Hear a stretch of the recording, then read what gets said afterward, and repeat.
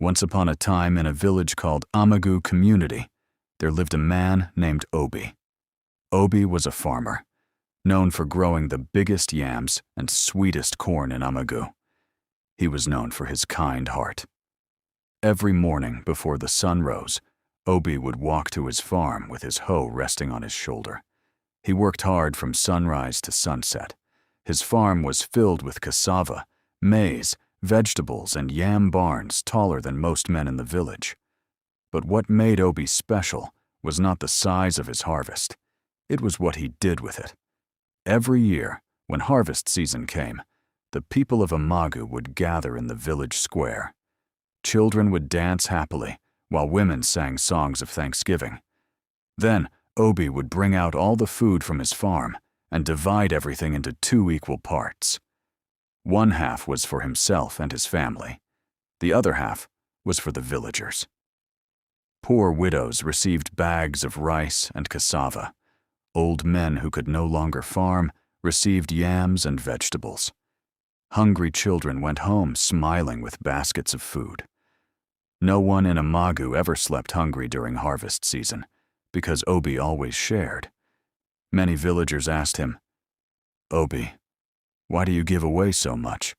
What if one day you have nothing left?" Obi would smile gently and reply, "A farm grows better when kindness is planted beside the seeds." Years passed, and Obi became loved by everyone in Amagu Community. One year, however, disaster came. Heavy floods destroyed many farms in the village. Crops were washed away, and hunger spread across Amagu. Even Obi's farm was badly damaged. For the first time in many years, he had very little harvest. The villagers became worried. "How will Obi survive this year?" they whispered. Harvest day arrived, but this time Obi's barn was nearly empty.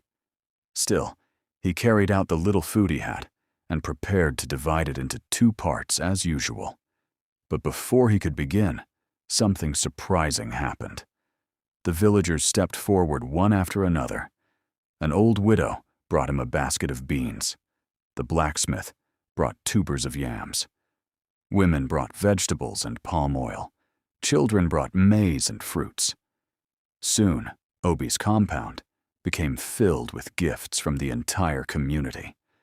The village chief smiled and said, "For many years you fed Amagu. Now it is our turn to feed you." Tears filled Obi's eyes as he looked around at the people he had helped for so many years. That day, the people of Amagu learned an important lesson.